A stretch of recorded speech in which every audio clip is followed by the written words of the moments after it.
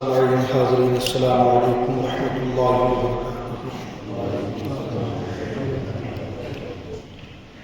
الحمد للہ وکفی، سلام علی عبادہ الذین اصطفی، اما بعد فاعوذ باللہ من الشیطان الرجیم، بفضلک بسم اللہ الرحمن الرحیم، وما ينطق عن الهوى إن هو إلا وحي يوحى، صدق اللہ العظیم وصدق رسولہ النبی الکریم۔ درود پاک پڑھیں، اللہم صلی علی سیدنا محمد بارک وسلم صلی علیہ صلاۃ و سلام علیک یا رسول اللہ صلی اللہ علیہ وسلم۔ نعت پاک اشعار پیش کرنے کی سعادت حاصل کر رہا ہوں، توجہ کا طالب ہوں، توجہ کے ساتھ سماعت فرمائیں۔ ایسی بھی گزر جائے ایک رات مدینے میں،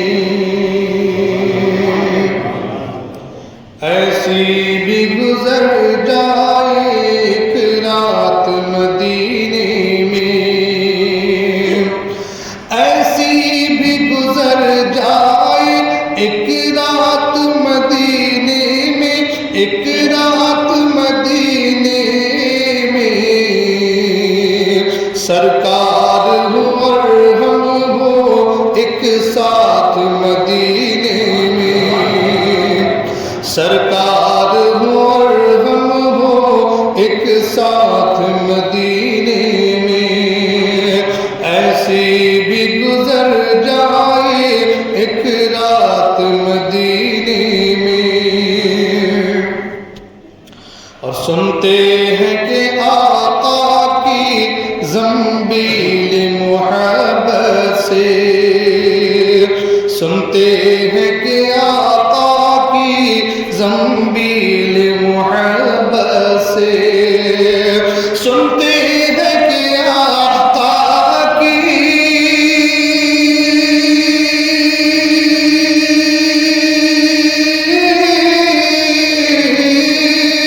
سنتے ہیں کہ آقا کی زنبیل محبت سے، زنبیل محبت سے حسنین کی بٹتی ہے خیرات مدینے میں، حسنین کی بٹتی ہے خیرات مدینے میں، سرکار ہوں اور ہم ہو ایک ساتھ مدینے میں۔ اور اے موت ابھی رک جا، آگے مجھے جانے دے، اے موت ابھی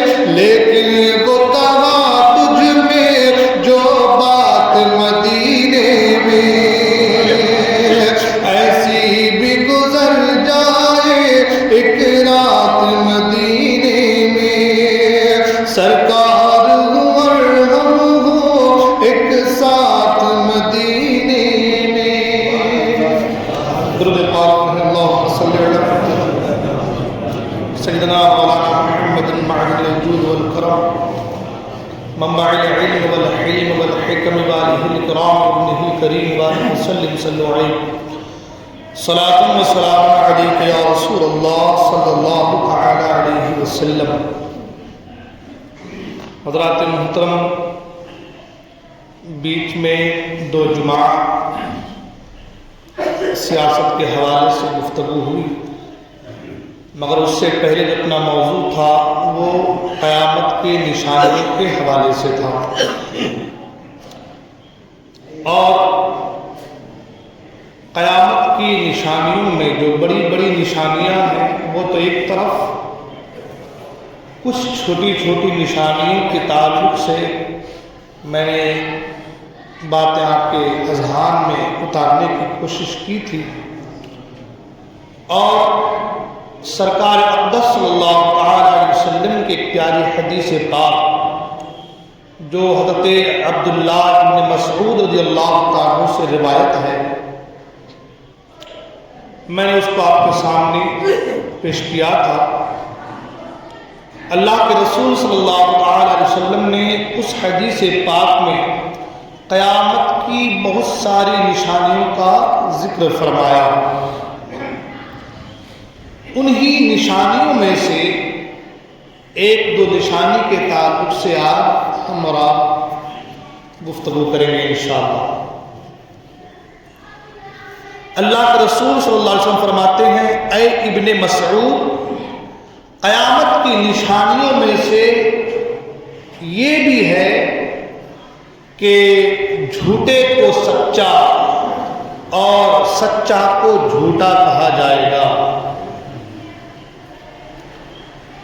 اے ابن مسعود، قیامت کی نشانیوں میں سے یہ بھی ہے کہ امانت دار کو خیانت دار اور خیانت کرنے والوں کو امانت دار امین کہا جائے گا۔ آج انہی دو باتوں پر گفتگو کرتے ہیں۔ آج ہمارا معاشرہ مجھ سے بہتر آپ لوگ جانتے ہیں، لوگوں کے بیچ رہ کر حالات کا جائزہ لینے والے بہت سارے لوگ ہیں۔ آج حق بولنے کی پرمیشن نہیں ہے۔ دنیاوی معاملات تو اپنی جگہ ہے، آج دینی معاملات میں بھی اگر کوئی حق بولے تو اسے دبایا جاتا ہے۔ مدارس کے حوالے سے ہو، خانقاہ کے حوالے سے ہو، مساجد کے حوالے سے ہو، ایمان وہی پسند ہے جو سب کی بولی بولے، مدرس وہی پسند ہے جو سب کو حق پر کہے، ہے نا۔ آج ہمارے اسکول کو لے لیں آپ، ٹیچرز بھی وہی زیادہ موضوع ہے، سب کے دلوں میں بسے ہوئے ہیں، جو سب کو لے کر کے چلتے ہیں۔ یعنی سب کو لے کر کے چلنے سے مراد یہ ہے کہ نہ کسی کو غلط کہتے ہیں نہ کسی کو صحیح کہتے ہیں، یوں کہہ لیں کہ سب کو صحیح کہتے ہیں، کسی کو غلط نہیں کہتے۔ لیکن حدیث پاک ہے، اللہ کے رسول صلی اللہ علیہ وسلم فرماتے ہیں اپنے صحابہ سے کہ اے میرے صحابیوں، اپنے بھائی کی مدد کرو، چاہے وہ ظالم ہو چاہے وہ مظلوم ہو۔ حضور نے فرمایا اپنے بھائی کی مدد کرو، چاہے وہ ظالم ہو چاہے وہ مظلوم ہو۔ صحابہ کہ رسول اللہ، ظالم کی مدد کیسے ہوگی؟ اللہ کے رسول نے فرمایا ظالم کی مدد یہ ہے کہ اگر وہ ظلم کرے تو اپنی حق بیانی سے اسے ظلم سے روکو، یہ اس کی مدد ہے۔ کیا فرمایا حضور نے؟ اگر کوئی ظلم کر رہا ہے، ظالم ہے، تمہارا بھائی ہے، مومن ہے نا، مسلمان ہے، تو حق بیانی کے ساتھ کذب بیانی لے کر کے نہیں، جھوٹی ادھر ادھر کی باتیں لے کر کے نہیں، بڑا آدمی ہے، اگر میں نے کچھ بولا تو میرا پتہ صاف ہو جائے گا، یہ سوچ کر نہیں۔ حضور نے فرمایا اس کی مدد، ظالم کی مدد اس طریقے سے ہوگی کہ حق بیانی کے ساتھ اسے غلط کرنے سے روکا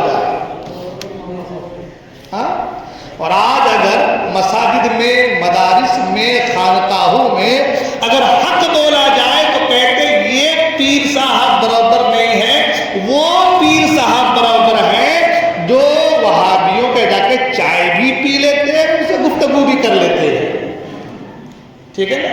یہ امام صاحب برابر نہیں ہے کہ یہ جو ہے خالی وہابیوں کو جھنجھوڑنے کی بات کرتے ہیں، شدت کی بات کرتے ہیں۔ کون سے امام صاحب پسند ہیں؟ جو سب کا ساتھ سب کا وکاس والا معاملہ اختیار کرتے ہیں۔ آپ نے دیکھا ہے بھی حالات، سب کا ساتھ سب کا وکاس، کیا برے حال چل رہے ہیں آج لوگوں کے، ہے؟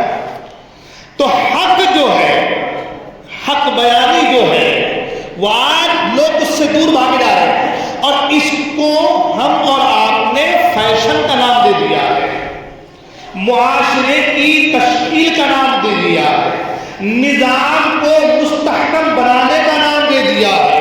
ہم نے یہ اپنے اندر بزدلی پیدا کر لی ہے کہ اگر ہم اس کے خلاف جائیں گے تو ہمارا بیڑا غرق ہو جائے گا۔ ہمیں کیا کرنا؟ ہمیں کیا کرنا؟ وہ جیسا کرتا ہے کرے، اس کا اعمال اس کے ساتھ ہے، ہم تو اس کے ساتھ منافقت والا رویہ اختیار کر کے اپنا الو سیدھا کرنے والا جو معاملہ ہوتا ہے اپنا سیدھا کرنے نکل جائیں گے۔ لیکن حضور نے کیا فرمایا؟ اپنے بھائی کی مدد کرو، چاہے وہ ظالم ہو چاہے مظلوم ہو۔ مظلوم کی مدد کے بارے سب کو پتا ہو گیا، لیکن ظالم کی مدد کیا ہے؟ تو ظالم کی مدد یہ ہے کہ اگر وہ ظلم کر رہا ہے، غلط کام کر رہا ہے، تو حق بیانی کے ساتھ اس کا سپورٹ نہیں، اسے برے کام سے روکا ہے۔ آج معاشرے میں لوگ کہتے ہیں کہ وہ مرد انسان ہے، کیا کہتے ہیں؟ ارے بڑا مرد مجاہد آدمی ہے بھائی، کیا ہو گیا؟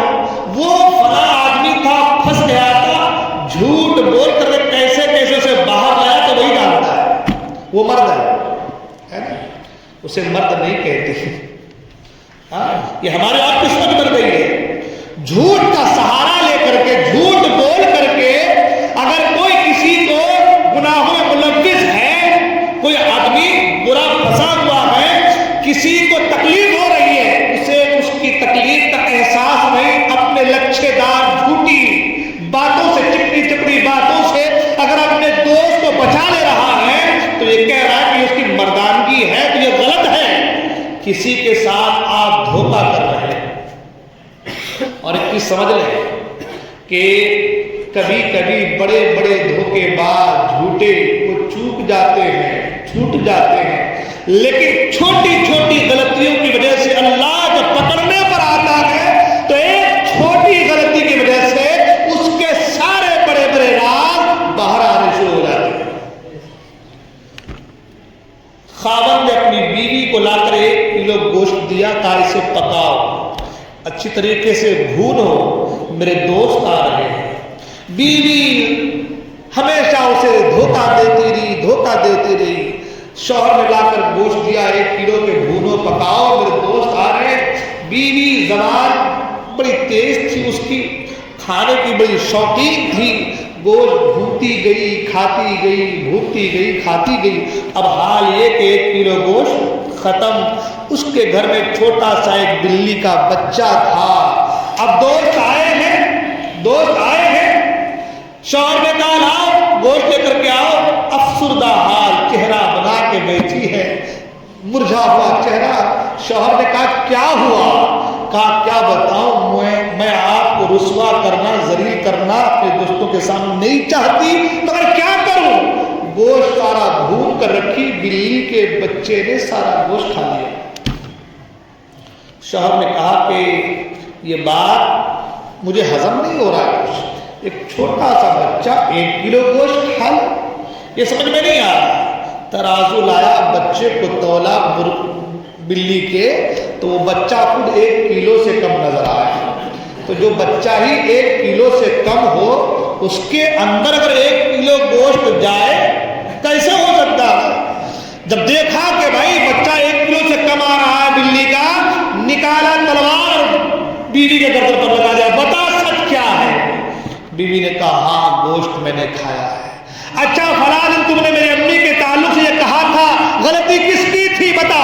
کہا وہ غلطی بھی میری تھی، میں نے آپ کی امی کو پھنسایا تھا۔ فلاں جگہ ایسا ہوا تھا، کس نے کیا تھا؟ میں نے کیا تھا، ان کی کوئی غلطی نہیں تھی۔ پتا چلا اللہ جب پکڑنے پر آتا ہے ایک نکلنے شروع ہو جاتے ہیں۔ آج جو ہم اور آپ سوچتے ہیں نا کہ ہم جھوٹ اور داؤ پیچ سے کسی کو بچا لیے، اللہ نے ڈھیل دے رکھی ہے، اللہ نے ڈھیل دے رکھی ہے۔ جب گرفت مضبوط ہوگی، پکڑ جب مضبوط کیا جائے گا، جب اللہ پکڑنے کا گرفت کا ارادہ فرمائے گا، پھر سارے آگے پیچھے کے راز خود بخود کھلتے نظر آئے گے۔ آج جھوٹ کو فیشن کا نام دیا گیا ہے، آج دھوکہ دھڑی، آج جھوٹ، یہ ساری چیزیں ہمارے لیے ایک عام سی بات ہو کر کے رہ گئی ہے نا، عام سی بات ہو کر کے رہ گئی۔ اللہ کے رسول صلی اللہ تعالی علیہ وسلم سے پوچھا گیا، صحابہ نے پوچھا یا رسول اللہ صلی اللہ علیہ وسلم، کیا یہ بتائیں حضور، کیا مومن بزدل ہو سکتا ہے؟ صحابہ نے پوچھا یا رسول اللہ بتائیں، کیا مومن، مسلمان مومن جو ہے وہ بزدل ہو سکتا ہے؟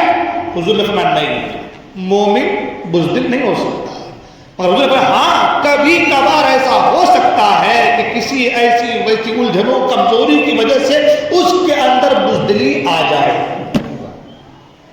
کہ یا رسول اللہ صلی اللہ علیہ وسلم یہ بتائیں کیا مومن بخیل ہو سکتا ہے؟ حضور نے فرمایا نہیں، مومن بخیل نہیں ہو سکتا، لیکن ہاں کبھی کبھی کسی ایسی ویسی الجھنوں کی وجہ سے، مال کی دولت کی وجہ سے اس کے اندر بزدلی بخل آ جائے، ایسا ہو سکتا ہے۔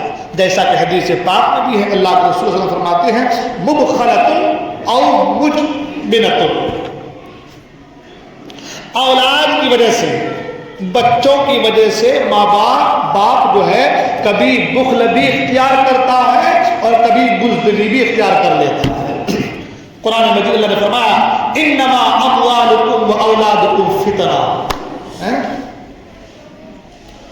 آدمی کوئی مشکل مرحلہ ہو، شادی نہیں ہو، کود جاتا ہے مشکل میں، لیکن اولاد ہے تو سوچتا ہے کہ میرے بعد میری اولاد کا دھیان کون رکھے گا، میرے بچے یتیم ہو جائیں گے، اس وقت اس کے دل میں بزدلی آ جاتی ہے۔ انسان شادی سے پہلے خوب لٹاتا ہے، لیکن شادی کے بعد اپنی اولاد کی فکر کرتا ہے کہ بھائی کہ میرے بچے کے کچھ جمع کر لو، کہ میرے بعد یہی چیزیں میرے بچوں کا سہارا بنتی۔ تو حضور نے فرمایا کہ مومن بزدل نہیں ہوتا، مومن بخیلی نہیں کرتا، لیکن ہاں کبھی ایسا ہو سکتا ہے کہ اس کے اندر اولاد کی محبت کی وجہ سے یا مال کی محبت کی وجہ سے، کبھی کبھار کمزوری کی وجہ سے اس کے اندر بزدلی آ جائے، بخل آ جائے، ایسا ہو سکتا ہے۔ اب صحابہ سے یہ بتائیے کیا مومن جھوٹا ہو سکتا ہے؟ تو حضور نے دو ٹوک الفاظ فرما دیا کہ مومن جھوٹا نہیں ہو سکتا۔ کیا اپنا حضور نے جب بزدلی کی بات آئی تو حضور نے کہا بزدل تو نہیں ہو سکتا، لیکن ہاں کبھی کبھار ایسی بات آ جائے تو اس کے اندر یہ چیز آ سکتی ہے۔ بخل کبھی کبھار کسی وجہ سے، اولاد کی وجہ سے بخل اس کے اندر آ سکتا ہے، لیکن جب جھوٹ کی بات آئے تو حضور نے فرمایا مومن جھوٹا نہیں ہو سکتا، مومن وعدہ خلافی نہیں کر سکتا۔ اب اس حدیث پاک کو نگاہوں کے سامنے رکھیں اور اپنے ایمان کا جائزہ لیں، اپنے ایمان کا محاسبہ کریں، جائزہ لیں کہ ہمارا حال کیا ہے، ہمارے ایمان کا حال کیا ہے۔ ابھی الیکشن گزرا، سب نے سب دیکھا کیسے کیسے معاملات، کیسے کیسے جھوٹ، کیسے کیسے لوٹ مار، کیسے کیسے کھسوڑ، اور نہ جانے کیا کیا دھوکہ دھڑی، کیا کیا چیزیں سب نے دیکھا۔ یہ ایک الیکشن کی بات کیا ہے، ہر لمحہ جھوٹ تو ہماری زبان پر ایسے ٹنگی ہے کہ بس کسی کے آنے کی، کسی کے بولنے کی دیری ہے اور وہ چیز نکال کر اس کے حوالے کر دیتے ہیں۔ جھوٹ، لفظ جھوٹ پر کئی جمعے کی تقریر ہو سکتی ہے نا۔ ہم انسان ہیں، اللہ نے سوچنے سمجھنے کے لیے ہمیں دماغ دیا ہے نا، دل دیا ہے اللہ نے ہمیں کہ ہم اس دل کے اندر، اس گوشت کے لوتھڑے کے اندر کن چیزوں کو بسائیں اور کن چیزوں کو نکال کر باہر پھینکیں۔ کیا چیز اس میں جمع ہوگی اور کیا نہیں ہوگی، یہ سوچنے کی صلاحیت اللہ نے ہمارے دماغ میں رکھ دی ہے۔ اور ایک طرف حکم خداوندی کہ کیا کرنا ہے، اور ایک طرف یہ چیز کہ کیا نہیں کرنا ہے، اس کی بھی ڈیفینیشن اللہ نے بیان فرما دی۔ مگر اس کے باوجود بندہ صبح سے لے کے شام تک جھوٹ پہ جھوٹ، ہم کاروبار کر رہے ہیں جھوٹ۔ حضور نے کیا فرمایا، قیامت کی نشانی میں سے ہے کہ جھوٹے کو سچا کہا جائے گا۔ آج دیکھ لیں معاشرے میں آپ، اگر کوئی پیسہ والا ہے، سب کو پتا ہے کہ یہ غلط ہے، مگر دسیوں لوگ اس کے ارد گرد کھڑے ہیں کہ بھائی نہیں، یہ غلط نہیں ہو سکتا، یہ سچا آدمی ہے۔ اور وہی کوئی غریب ہے، اگر وہ حق پر ہے، اسے تذلیل کر کے ذلیل کر کے کہ یہ غریب ہے، اس سے ہمیں کوئی فائدہ نہیں ہے، اس سے مجھے کوئی فائدہ نہیں۔ اگر ایک بڑے کی حمایت کروں تو کل میرے سپورٹ میں کھڑا ہو جائے گا، تو اس وقت وہ انسان نہ حق کو دیکھتا ہے نہ باطل کو دیکھتا ہے، اس وقت صرف یہ دیکھتا ہے کس کے ذریعے سے میرا فائدہ ہو سکتا ہے۔ تو ایسے سچویشن میں پھر انسان جو ہے سچ کو جھوٹ کہتا ہے اور جھوٹ کو سچا قرار دیتا ہے۔ اور حضور نے کیا فرمایا، یہ قیامت کی نشانیوں میں سے، یہ قیامت کی، حضور اکرم صلی اللہ علیہ وسلم کی 63 سالہ زندگی کا آپ مطالعہ کریں، آپ کو معلوم چلے گا سیرت نبی صلی اللہ علیہ وسلم کا کہ حضور اکرم صلی اللہ علیہ وسلم کبھی جھوٹ، یوں سمجھ لیجیے کہ مذاق میں بھی کبھی مصطفیٰ کریم کی زبان سے جھوٹ نہیں نکلا۔ جو صادق الوعد اور امین، جن کا لقب اسلام اور مسلمان اور نبوت کے اعلان سے پہلے جنہیں صادق الوعد الامین قرار دیا ہے، ان کی امت آج، اس نبی کی امت آج صبح سے لے کر شام تک جھوٹ کے سہارے پر اپنا کاروبار کر رہا ہے۔ حضور اکرم صلی اللہ علیہ وسلم فرماتے ہیں کہ ایک آدمی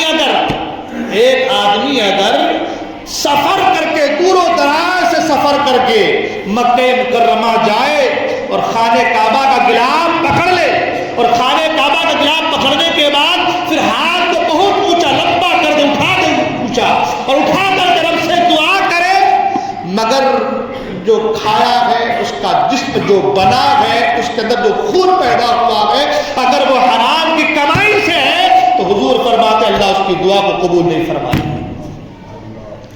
مسجدوں میں دعا کرنا، یہاں رہ کے دعا کرنا، دعا تو اللہ کے بندے جہاں سے کرے اللہ دعا قبول کرتا ہے، لیکن کچھ مقامات ایسے ہیں جہاں پر دعائیں رد نہیں ہوتی، اور انہی مقام میں سے ایک مقام جو ہے وہ خانہ کعبہ ہے۔ مگر حضور کے فرمان کو سنیں اور دل کو ٹٹولیں، اپنے ایمان کا محاسبہ کریں کہ ہمارا ایمان کیسا ہے، ہمیں کیا کرنا چاہیے۔ حضور فرماتے سفر کر کے دور و دراز سے آئے، مسافر کی دعا رد نہیں ہے۔ حضور کے جملے کو دیکھیں آپ، حضور میں سفر کر کے آئے، مسافر کی دعا قبول ہوتی ہے۔ سفر کر کے آیا ہے، مسافر ہے، خانہ کعبہ پہنچا ہے، جو مقام دعا کی قبولیت کا مقام ہے، اس جگہ پہ پہنچا ہے، ہاتھ کو بلند کر کے رب کے گھر کا جو ہے پردہ پکڑ کر کے، ہاتھوں کو بلند کر کے رب کی بارگاہ میں دعا کر رہا ہے، حضور فرماتے اس کی دعا قبول نہیں ہے، کیونکہ اس کا جو جسم، اس کے جو اندر خون ہے، جو لباس پہنا ہے، وہ حرام کی کمائی کا ہے، تو حضور فرماتے اس کی دعا قبول نہیں ہے۔ ہم ادھر حرام کا لقمہ کھاتے ہیں، ادھر جھوٹ پہ جھوٹ بولتے ہیں، سود کا کاروبار ہے، بیاج والے معاملات ہیں، گٹ کے معاملات ہیں، نہ جانے کیا کیا چیزیں ہیں، اور آ کر کے دعا کرتے ہیں، بعد میں قرآن خوانی کرا دی، حضرت دعا کر دو ہمارا معاملہ اچھا ہو جائے۔ حضرت کے دعا سے کیا ہو جائیں گے بھائی؟ ہاں، تمہارا یہ قرآن خوانی کرا کے حضرت کے لیے دعا کر دینا کیا ہو جائے گا بھائی؟ اور اگر صحیح معنوں میں آپ رزق حلال کھائیں، حرام سے بچیں، آپ دعا کریں، اللہ آپ کی دعا قبول فرمائے۔ قرآن اللہ نے فرمایا وَإِذَا سَأَلَكَ عِبَادِي عَنِّي فَإِنِّي قَرِيبٌ، میرے بندے جب مجھ سے سوال کرتے ہیں تو میں اس کے قریب ہوں. اللہ تو آپ کی سنتا ہے, آپ کی دعا قبول فرماتا ہے. توبہ کرو, توبہ قبول فرماتا ہے. پھر وجہ کیا ہے, ریزن کیا ہے کہ ہماری دعائیں باب اجابت سے نہیں ٹکراتی ہیں؟ اعلیٰ حضرت فاضل برنجی رحمت اللہ تعالی علیہ کو والد محترم علامہ نقی علی خان نے کتاب لکھی ہے احسن الدعاء لآداب الدعاء. 60 کے قریب آپ نے 60 کے قریب دعا کے آداب بتائے ہیں, اور آپ فرماتے جو ان آداب کو ملحوظ نظر رکھ کر کے دعا کرے اللہ اس کی دعا کو فوراً قبول فرمائے. اور اس میں سے جھوٹ سے بچنا ہے اور حرام کاری سے بچنا, حرام کھانے سے بچنا. تو اب یہ کر رہا تھا کہ ہمارا حال کیا ہے. حضور نے فرمایا کہ یہ قیامت کی نشانی ہے کہ انسان جھوٹ بولے گا, جھوٹے کو سچا کہے گا, سچے کو جھوٹا کہے گا. 2 صحابی جنگ میں آ رہے تھے, راستے میں کسی کافر سے ملاقات ہو گئی. کافر نے کہا کہ تم وعدہ کرو کہ تم ہتھیار نہیں اٹھاؤ گے کافروں کے خلاف. انہوں نے وعدہ کر لیا کہ چلو کافر ہے وعدہ کر لیتے ہیں. وعدہ کر لیا, آگے حضور کی بارگاہ میں یا رسول اللہ ہم آ رہے تھے, کافر سے ملاقات ہو گئی, اس نے ہم سے وعدہ لے لیا کہ تم ہتھیار نہیں اٹھاؤ گے, حضور کیا کریں؟ حضور فرماتے ہیں تم ہتھیار نہیں اٹھانا. حضور نے کیا فرمایا کہ تم ہتھیار نہیں اٹھاؤ گے. تو یار وہ تو کافر ہے, ہم نے اس سے وعدہ کیا ہے وہ تو کافر ہے. سرکار نے فرمایا جس سے تم نے وعدہ کیا ہے وہ کافر ہے, لیکن جس نے وعدہ کیا ہے وہ مومن ہے. جس سے وعدہ کیا ہے وہ کافر ہے, لیکن جس نے وعدہ کیا ہے وہ کافر نہیں ہے, وہ مومن ہے. لہذا مومن کی شان یہ ہے کہ وہ وعدہ خلافی نہ کرے, جھوٹ نہ بولے. سرکار نے روک دیا. آج سرکار کے چاہنے والے, آج 12 روز میں خوب جھنڈا لہرانے والے, میلاد کے نام پر جھگڑا کرنے والے, ہے نا, صلاۃ و سلام کے نام پر جھگڑا کرنے والے, ہمارا حال دیکھیں. جو مصطفیٰ کریم کا حکم ہے, جو اللہ کا حکم ہے, جو فرامین رسول اللہ ہے, ہم اس سے کوسوں دور ہوتے چلے جائیں. حضرت امام بخاری رحمۃ اللہ تعالی علیہ, بخاری شریف ایک حدیث کی معتبر مستند کتاب ہے نا. بخاری شریف, امام بخاری رحمۃ اللہ تعالی علیہ حدیثوں کو جمع کرتے تھے, دیکھتے تھے کہ جن سے میں لے رہا ہوں حدیث وہ کیسا ہے, اس کے اندر امانت خیانت والی بات, حق باطل والی بات, جھوٹ و فریب والی بات, کیا کیا اس کے اندر کمی ہے, یہ سارا کچھ دیکھتے تھے.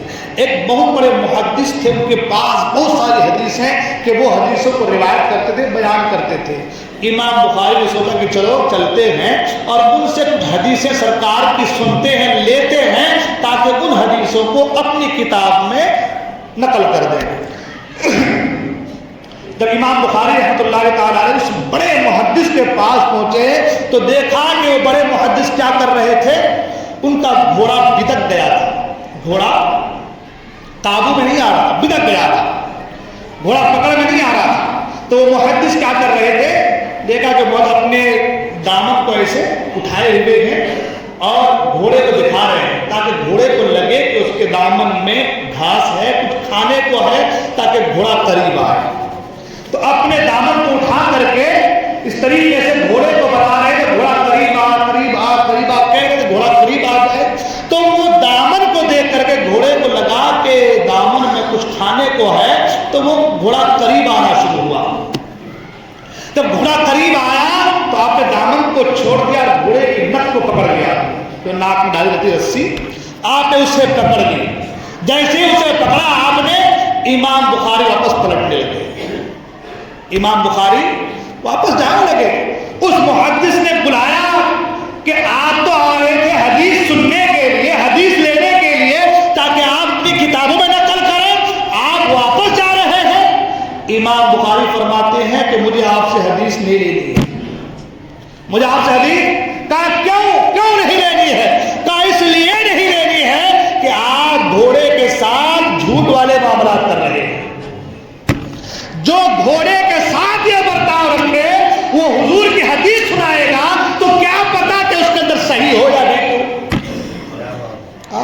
ہمارے بزرگوں کا طریقہ رہا ہے، کہ ہمارے اسلاف کا طریقہ رہا ہے کہ جھوٹ بہت دور کی بات ہے، اگر جھوٹ کی ملاوٹ بھی کسی کے اندر پائی جاتی ہے، ایسا شبہ بھی ہو جاتا تو ہمارے اکابر ان سے دور ہو جایا کرتے تھے۔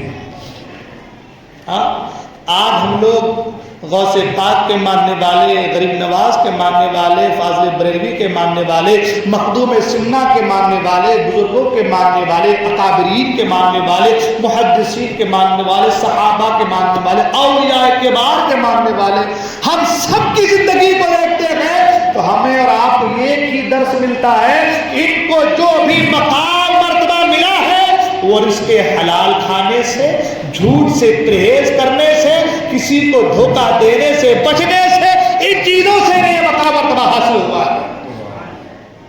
اسلام صرف نماز پڑھنے کا نام نہیں ہے، اسلام صرف روزہ رکھنے کا نام نہیں ہے، اسلام صرف حج کرنے کا نام، زکات دینے کا نام نہیں ہے۔ اسلام جو ہے، دین جو ہے، وہ سراپا خیر خواہی کا نام ہے، کسی کی بھلا چاہنے کا نام ہے۔ میں نے پہلے بھی اور آپ نے بارہ بھی سنا کہ حضور نے ایک عورت کے تعلق حضور کی بارگاہ میں صاحب یا رسول اللہ، وہ بہت نماز پڑھتی ہے، بہت نماز پڑھتی ہے، رات بھر نفل نماز پڑھتی ہے فرائض کے ساتھ ساتھ، مگر حضور وہ گالی بھی دیتی ہے۔ حضور نے فرمایا وہ جہنم میں جائے گی۔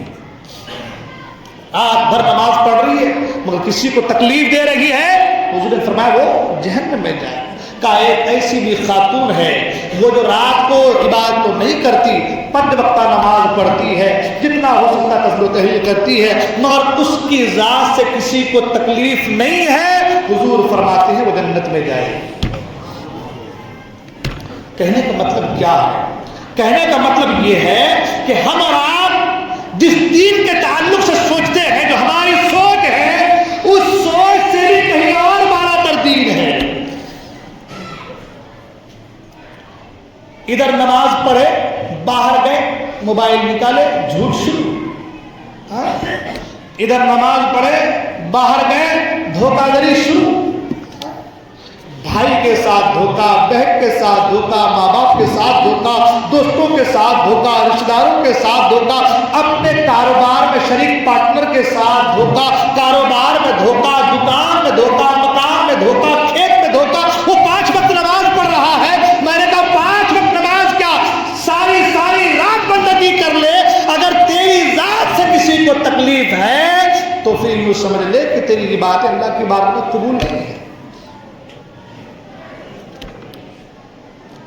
حضور فرماتے ہیں کہ جب کوئی بندہ جھوٹ بولتا ہے تو اس کے منہ سے ایسی بدبو نکلتی ہے کہ فرشتے 1 میل دور بھاگ جاتے ہیں، چلے جاتے ہیں، فرشتے 1 میل دور سے دور ہو جاتے ہیں، اس کے منہ سے ایسی بدبو نکلتی ہے۔ اور ہمارے لوگ کہتے ہیں ایسا کیسے ہو سکتا ہے؟ امام اعظم ابو حنیفہ رضی اللہ تعالیٰ عنہ، اللہ نے آپ کو مقام عطا فرمایا تھا کہ جب کوئی وضو کرتا تو اس کے جسم سے جو وضو کا پانی گرتا، اس پانی سے آپ معلوم کر لیتے کہ یہ بندہ کون سا گناہ کر کے آیا ہے۔ اس لیے حدیث پاک میں ہے کہ جب بندہ وضو کرتا ہے تو اس کے گناہ جھڑنے لگتے ہیں، ہاتھ دھوتا ہے تو ناخن کے پورے سے اس کے گناہ باہر نکلنے لگتے ہیں، پاؤں دھوتا ہے تو پاؤں کی انگلیوں کے ناخن کے پورے سے اس کے گناہ باہر نکلنا شروع ہوتا ہے، چہرہ دھوتا ہے تو اس کے گناہ جھڑنے لگتے ہیں، مسح کرتا ہے تو سر کے گناہ باہر نکل گر جاتے ہیں۔ یہ حدیث پاک میں ہے۔ یعنی وضو کرنے کے اتنے فائدے ہیں کہ بندہ وضو کیا کرتا ہے، اپنے ہاتھ سے اپنے گناہ کو باہر پھینکتا رہتا ہے۔ تو کہنے کا مطلب یہ ہے کہ رزق حلال جب تک آپ نہیں کھائیں گے، جھوٹ سے جب تک اپنے آپ کو نہیں بچائیں گے، جھوٹ سے تک آپ پرہیز نہیں کریں گے، آپ کامل مسلمان نہیں ہو سکتے۔ کامل مومن ہونے کے لیے جھوٹ سے اپنے آپ کو بچانا ہوگا، جھوٹ سے پرہیز کرنا ہوگا۔ اور جھوٹ سے مراد کیا ہے؟ لوگ سوچتے ہیں کہ جو 10 لاکھ روپے جھوٹا لے لے، کسی کو ہڑپ لے، وہی جھوٹا۔ میں نے پہلے بھی مثال یہ کہا تھا، اگر کوئی کپڑے کی دکان کر رہا ہے، کوئی پیاز مرچ کی دکان کر رہا ہے، کوئی بھی دکان کاروبار کر رہا ہو، وہ خرید کر لایا ہے 10 روپے کی اور لا کر کے بیچ رہا ہے 12 روپے کا، جائز ہے اس کے لیے. لیکن کوئی لینے آیا گراہک دکان پہ، بھائی کتنے کی ہے؟ اس نے کہا 12 روپے کی. کہا مجھے 10 روپے میں دے دو. تو اس نے کہا کہ نہیں، 10 روپے تو میری خریدی میں نہیں آئی ہے، ہو گیا جھوٹ، ہو گیا وہ حرام کا. بات سمجھ میں آ رہی ہے؟ ہو گیا جھوٹ، ہو گیا حرام کا، اس لیے کہ آپ نے جو زبان اختیار کیا وہ جھوٹ ہے. اس بات کو ہم لوگ نہیں سمجھتے. اچھا ایک چیز اور، سمجھیں گے بھی کیسے؟ ہمارا تو حال انشاءاللہ الرحمن پھر آگے گفتگو ہوگی. اللہ تعالیٰ تمام گزاریں کی سعادتوں سے مالا مال فرمائے. بولنے کی غلطی مطابق استغفر اللہ ربی من کل ذنب و اتوب الیہ. السلام علیکم و رحمۃ اللہ وبرکاتہ.